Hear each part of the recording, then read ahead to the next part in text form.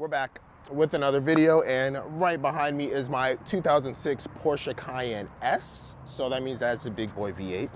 And it's a bit dirty right now, but I'm gonna take you guys on a little walk around, show you what was done to the car, and give kind of my, year of ownership review, maybe?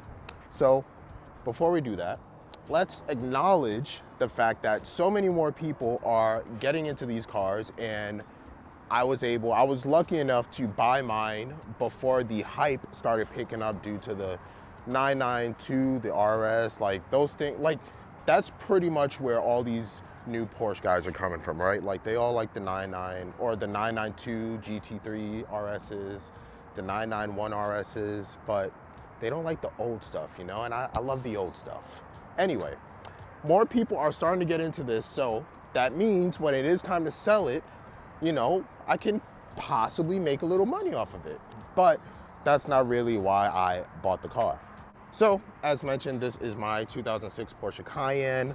Nothing really much done to it except for wheels, or not even wheels, tires, lights, awning, and some blackout stuff. So let's dive into that.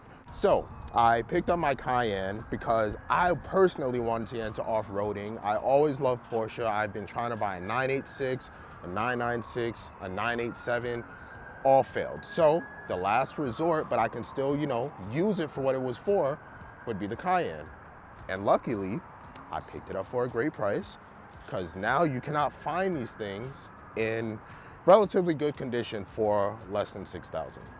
Starting off with the exterior of the car, we have these auxiliary pods. So I have two on the hood, and then I have two on the lower bumper, if that'll focus.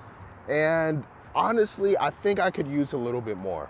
Now, when I initially purchased the exterior lighting, I said to myself, I'm not gonna really use it because I don't really go off-roading like that, and I especially won't do it at night.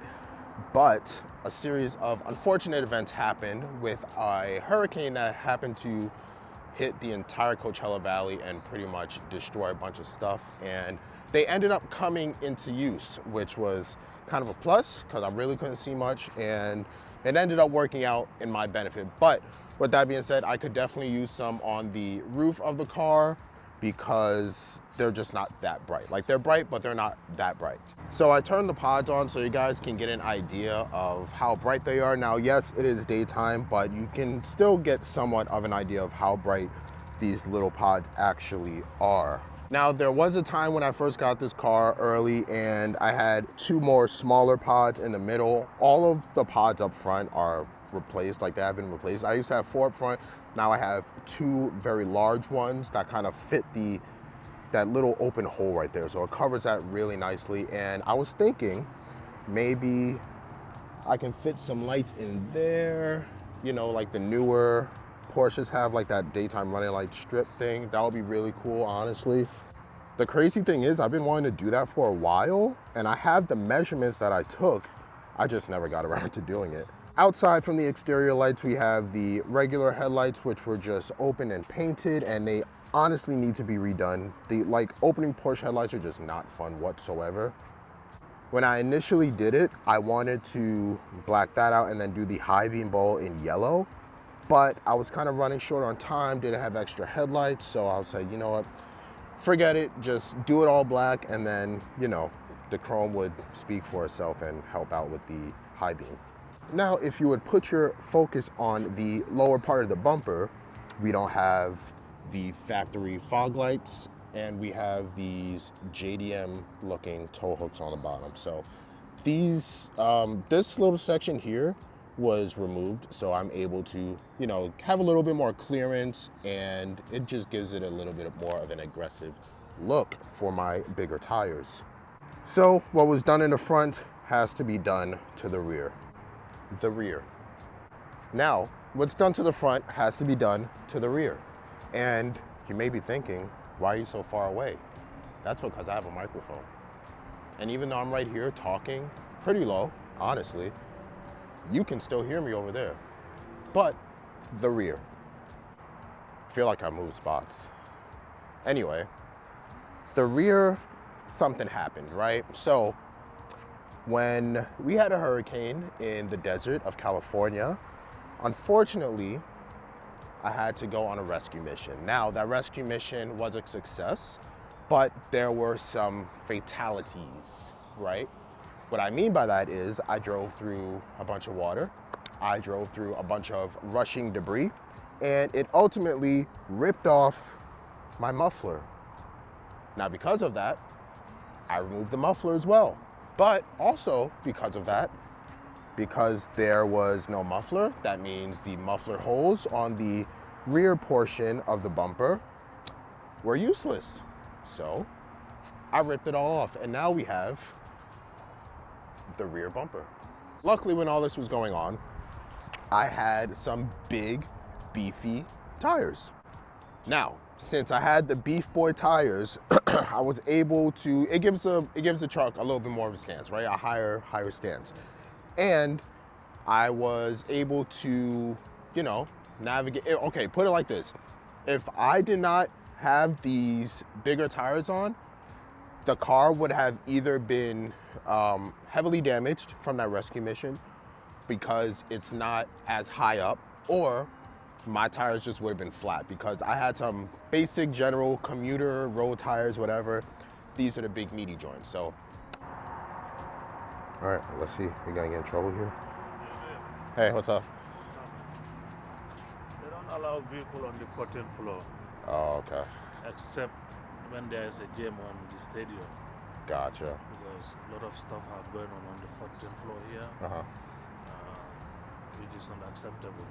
Okay. So I don't want any vehicle on the 14th. All right, no problem. So maybe I give you 5 minutes. That works. Is that okay? Yeah, that's fine. Appreciate it. Huh. Push. Oh, wow. That wasn't bad. The front. Now, if you can't really tell, this car has spacers. I don't think you can tell. I don't know how you would be able to tell other than, the wheel sticking past the fender. But nowadays you can't really, tell if that's factory or not. Bronco goes past the fenders. Raptors go past the fenders. Now the Cayenne past the fenders. And what I mean by that is my wheels. My wheels, they stick out past the fenders. I feel like this angle is mad cool, actually. I have 25mm spacers on all four corners of this car. I thought it would give me a better stance. Apparently I was wrong. So here we are, wheel spacers. Apparently I was wrong. From that angle, you cannot tell how wide the car is. This angle, you might have a better idea. Even though it's not that wide, the spacers do actually help when going on trails, going over divots, things like that, uneven ground, uneven surfaces, and so on. Now, if you would draw your attention once again to the rear of the car, we have a tow hitch. The tow hitch is from a Volkswagen Touareg, and this is not a Volkswagen Touareg. However, it does share the same frame as a Volkswagen Touareg, making it a Volkswagen Touareg with a Porsche badge. My point is, I have stripped that Volkswagen Touareg of its tow hitch, since the Porsche is the same car and it is rated to tow 7,700 pounds, which is a lot for a Porsche. Unfortunately, my 5 minutes is up and I will have to change locations. So let's do that now. We're back at a new location. This one is a lot better. However, there are hotel rooms right there and here. So I'm not sure if anyone's looking at me, but I like this location. 15 out of 10. The awning. Now this awning is 6 feet long and 8 feet wide. So that means it comes out to maybe right here. Maybe here. But it does work. Unfortunately, the purpose I bought this awning for was to hang out at the beach in Southern California. This is not Southern California. There are no beaches here. There are beaches, but I'm not sure about them. Aside from the awning, the tires, the bumper cuts, we have a Porsche sticker. I'm not gonna lie to you guys, I actually like this sticker. Now that I've shown you guys my awning, my tires, my bumper cut, and my exterior lighting, let's go to the interior, where you'll find a plethora of OEM mods. Another new location. 5 out of 10. As I was going over the interior mods that were done to this truck, I was rudely interrupted by parking garage security. And now this is the third spot in this one video. Now, let's continue the inside tour, shall we? Welcome to the inside of the car. As you can see, we have a screen.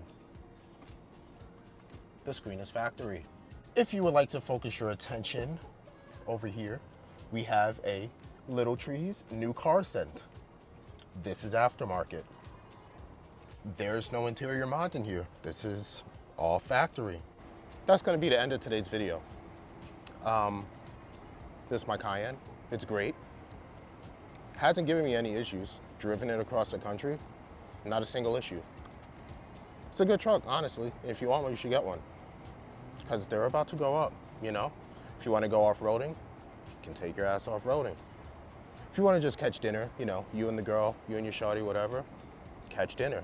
Still show up in style.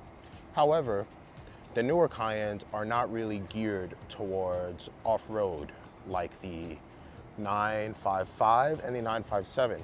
So if you do want to, wow, holy cow. If you do want a Cayenne, 955, 957, you'll be good. Anyway, enjoy this montage of the Porsche Cayenne S with the V8.